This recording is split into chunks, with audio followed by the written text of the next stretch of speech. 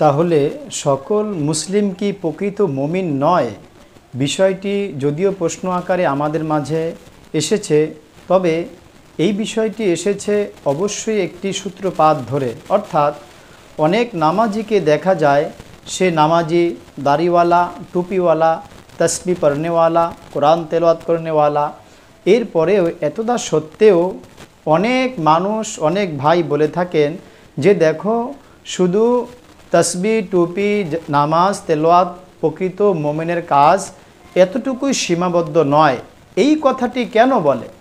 বিষয়টি হলো বুখারী শরীফের হাদিসে, অর্থাৎ বুখারী শরীফে 10 নম্বর হাদিসে পাওয়া যায় এবং এই হাদিসটি মুসলিম শরীফেও এসেছে 40 নম্বর হাদিস। তাহলে বুখারী শরীফের 10 নম্বর হাদিস এবং মুসলিম শরীফের 40 নম্বর হাদিসে পাওয়া যায় রাসূলুল্লাহ সাল্লাল্লাহু আলাইহি ওয়াসাল্লাম ইরশাদ করেন, আল মুসলিমু মান সালিমাল মুসলিমুনা মিন লিসানিহি ওয়া ইয়াদিহি। অর্থাৎ প্রকৃত মুসলমান ওই ব্যক্তি যার হাত এবং মুখ, জবান থেকে অপর মুসলিম নিরাপদ থাকে। রাসূলুল্লাহ সাল্লাল্লাহু আলাইহি ওয়াসাল্লাম ইরশাদ করলেন, আল মুসলিমু মান সালিমাল মুসলিমুনা মিন লিসানিহি ওয়া ইয়াদিহি।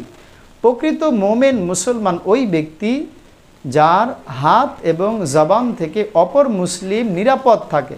এখন এই হাদিসের ব্যাখ্যা হলো যে আমি যতক্ষণ পর্যন্ত আমার হাত এবং জবান থেকে অপর মুসলমান জুলুম থেকে নিরাপদ থাকতে পারল না, ততক্ষণ পর্যন্ত আমি প্রকৃত মুসলমান না, প্রকৃত মুমিন না।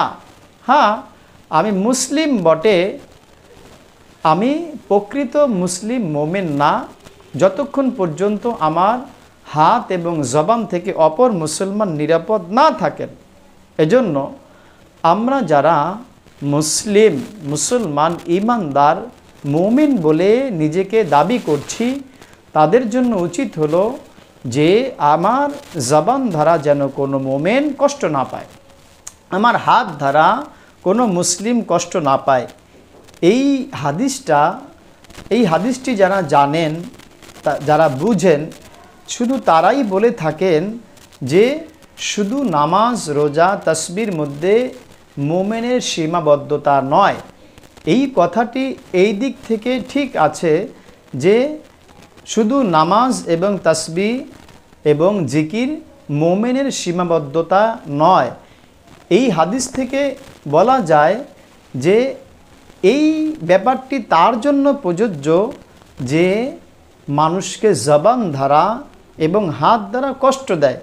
আমি যদি মানুষকে, কোনো মাখলুককে, কোনো মানুষকে, মুসলমানদেরকে অযথা জুলুমভাবে, জালেম হয়ে কারোর উপর নির্যাতন না করলাম, তাহলে আমি প্রকৃত মুমিন।